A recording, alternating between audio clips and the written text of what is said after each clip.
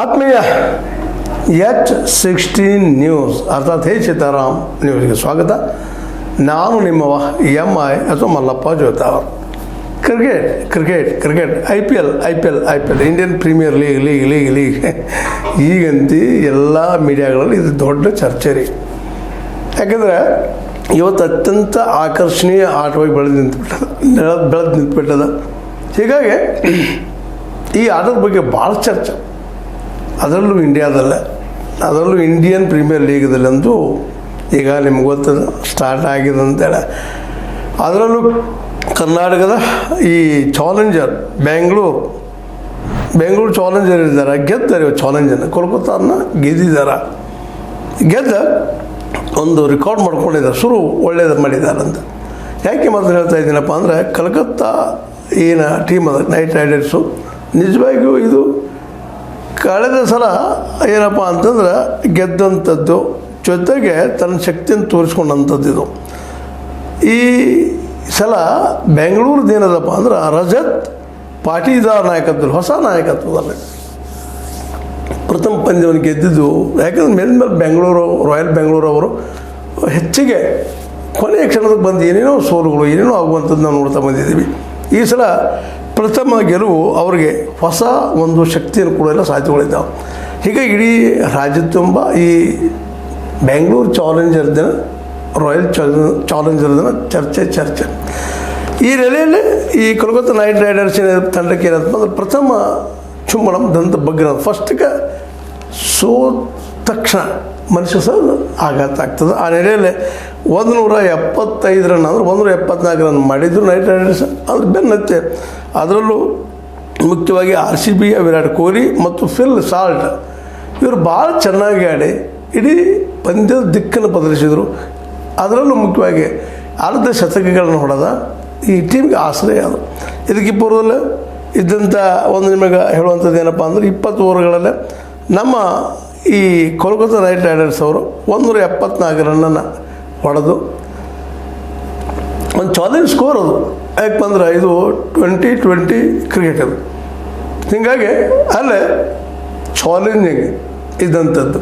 ಈ ಚಾಲೆಂಜನ್ನು ಎದುರಿಸಿ ಇವರು ಇದ್ದಂಥವ್ರು 3 ವಿಕೆಟ್ಗಳನ್ನು ಕಳ್ಕೊಂಡು 175 ಹೊಡೆದ ಒಂದು ಒಳ್ಳೆಯ ಆರಂಭ ಮಾಡಿದ್ದಾರೆ.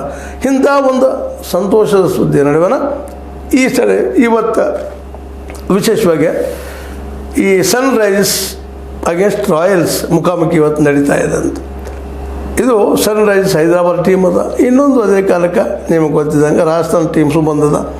ಇವರಿಬ್ಬರ ಮಧ್ಯದಲ್ಲಿ ರಾಜಸ್ಥಾನ್ ರಾಯಲ್ಸ್ ಮತ್ತು ಸನ್ರೈಸರ್ಸ್ ಮಧ್ಯದಲ್ಲಿ ಇವತ್ತು ಮಧ್ಯಾಹ್ನ 3:30 ಹೆಚ್ಚು ಕಡಿಮೆ ಆ ಸಮಯಕ್ಕೆ ಸ್ಟಾರ್ಟ್ ಆಗ್ತದೆ. ಇಲ್ಲೂ ನೋಡ್ಬೇಕಾಗಿದೆ. ಯಾಕಪ್ಪ ಅಂದ್ರೆ ಎರಡೂ ತಂಡಗಳು ಅತಿ ಬಲಿಷ್ಠಿದ್ದಾವೆ, ಹೋರಾಟಗಾರಿದ್ದಾರೆ, ಒಳ್ಳೆಯ ಆಟಗಾರಿದ್ದಾರೆ ಅದರಲ್ಲ. ಆದರೂ ಕೆಲವೊಮ್ಮೆ ಹೆಚ್ಚಿಗೆ ಸೋಲಿನ ಆತಂಕನೂ ಈ ಟೀಮ್ಗಳಿಗೆ ಭಾಳಷ್ಟು ಕಾಡಿದ್ದದೆ ಹಿಂದಿನ ಜಾಸ್ತಿಯಲ್ಲ. ಇವತ್ತು ಏನು ಮಾಡ್ತಾರೆ ಅನ್ನುವಂಥದ್ದು ಅಷ್ಟು ಆಸಕ್ತಿದಾಯಕ ಅದ. ಇನ್ನೊಂದು ತಂಡ, ಇನ್ನೂ 2 ತಂಡಗಳು ಇವತ್ತು ನಡೀತಾ ಇದ್ದಾವೆ. ಸಾಯಂಕಾಲ 7:30 ನಂತರ ಮುಂಬೈ ಮತ್ತು ಚೆನ್ನೈ ಇವೆರಡೂ ಗೆಲುವಿನ ರೂವಾರಿಗಳು ಅಂತ. ಈ ಇಂಡಿಯನ್ ಪ್ರೀಮಿಯರ್ ಲೀಗದಲ್ಲಿ ಅತಿ ಹೆಚ್ಚು 5 ಮ್ಯಾಚ್ಗಳನ್ನು ಗೆದ್ದ ಸಮ ಬಲಾಢ್ಯ ಆಗಿದ್ದಾರೆ ಅಂತ. ಆದರೆ ಈ ಸಲ ಧೋನಿಯವರು ಕ್ಯಾಪ್ಟನ್ ಇಲ್ಲ ಅನ್ನೋದು ಭಾಳ ಮಹತ್ವದ ಒಂದು ವಿಷಯ ಈ ಚೆನ್ನೈ ತಂಡಕ್ಕೆ. ಯಾಕಂದ್ರೆ ಧೋನಿಯವ್ರಿಗೆ ವಯಸ್ಸಾಯಿತು, ಇನ್ನು ಮುಂದಿನ ಒಂದು ಪಂದ್ಯದಲ್ಲಿ ಬರ್ತಾರೋ ಇಲ್ಲೋ ಗ್ಯಾರಂಟಿ ಇಲ್ಲ. ಆದರೂ ಹಿಂದಿನ ಅವರ ಈ ಚೆನ್ನೈ ಪರವಾಗಿ ಆಡಿದಂಥ ಆಟಗಳು ಅತ್ಯಂತ ಅದ್ಭುತ ಇದ್ದಾವೆ ಅಂತದ್ರಲ್ಲಿ. ಚೆನ್ನೈ ಸೂಪರ್ ಕಿಂಗ್ಸ್ ಪರವಾಗಿ ಆಡಿದಂಥ ಧೋನಿ ಅವರು ಸಾಕಷ್ಟು ಗೆಲುವನ್ನು ತಂದುಕೊಂಡಿದ್ದಾರೆ. ಕೊಡೋದಷ್ಟೇ ಅಲ್ಲ, ಇಡೀ ರಾಷ್ಟ್ರ ಮಟ್ಟದಲ್ಲಿ ಒಳ್ಳೆಯ ಹೆಸರು ಮಾಡಿಕೊಟ್ಟಿದ್ದಾರೆ ಅದಕ್ಕೆ. ಮತ್ತು ಹೀಗಾಗಿ ಅವ್ರ ಜೊತೆಗೆ ಇವತ್ತು ಋತುರಾಜ್ ಗಾಯಕ್ವಾಡ್ ಅಂತೇಳಿ ಇದು ಹೊಸ ನಾಯಕತ್ವ ಅವರಾಗಿದ್ದಾರೆ ಇದರಲ್ಲಿ ಚೆನ್ನೈದು. ಮತ್ತು ಹೊಸದು ಬರಬೇಕಲ್ರಿ, ಹಳಿದು ಹೋಗೋದು ಹೊಸದು ಬರೋದು ಇದು ನಿರಂತರ ನಡೀತಾ ಇರ್ತದೆ.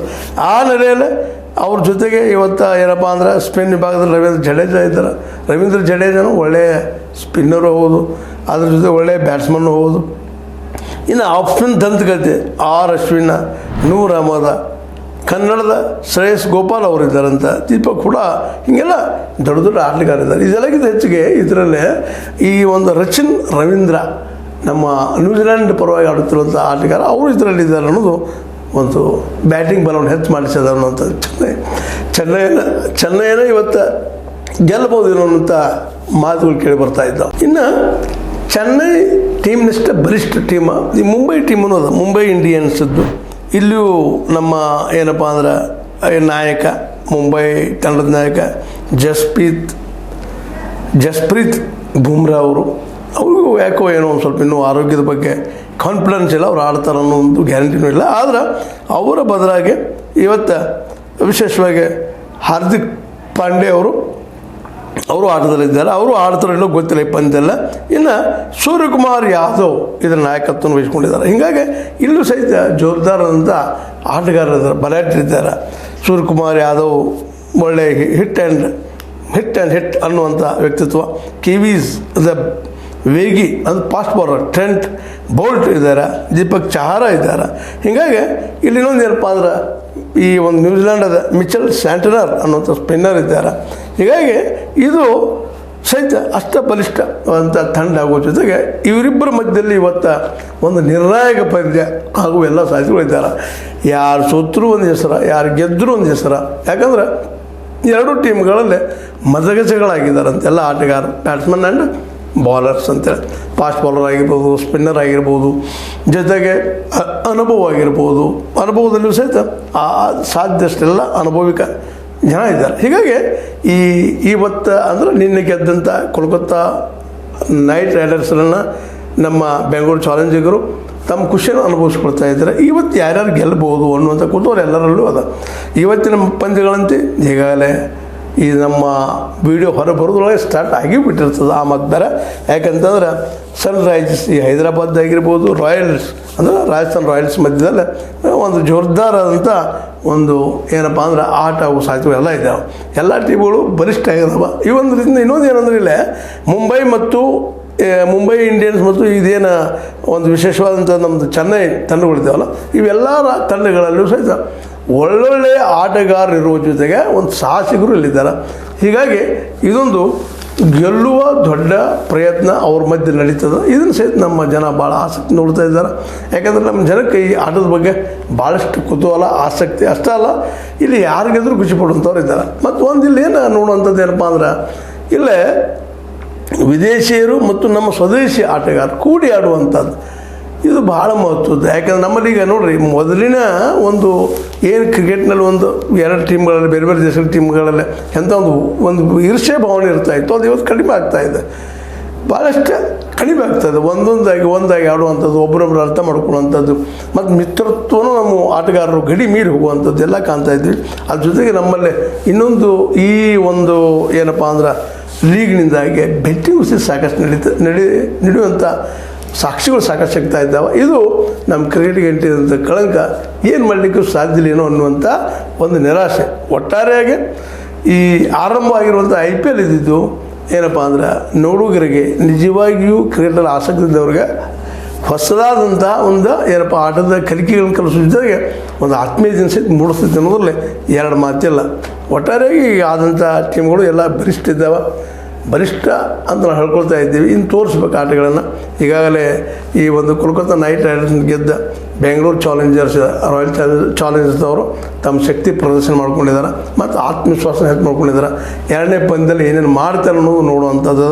ಇನ್ನು ಮುಂಬೈ ತಂಡಕ್ಕೂ ಇದು ಚಾಲೆಂಜ, ಜೊತೆಗೆ ಚೆನ್ನೈ ತಂಡಕ್ಕೂ ಚಾಲೆಂಜ. ಇದರಲ್ಲಿ ಎರಡೂ ಕಡೆ ಬಲಿಷ್ಠ ಆಟಗಾರರಿರೋದ್ರಿಂದಾಗಿ ಮತ್ತೊಮ್ಮೆ ಫೈನಲ್ಗೆ ಬರುವ ಎಲ್ಲ ಲಕ್ಷಣಗಳು ಇದ್ದಾವೆ. ಬಟ್ ಪ್ರತಿ ವರ್ಷವೂ ಪ್ರತಿದಿನವೂ ಹುಣ್ಣಿಮೆ ಇರುವುದಿಲ್ಲ. ಒಂದಿನ ಹುಣ್ಣಿಮೆ, ಒಂದಿನ ರಾತ್ರಿ, ಇದು ಅಮಾವಾಸ್ಯೆ ಬರುವಂಥವು ಇದ್ದೇ ಇರ್ತಾವೆ, ಹಗಲ ರಾತ್ರಿ ಇದ್ದಂಗೆ.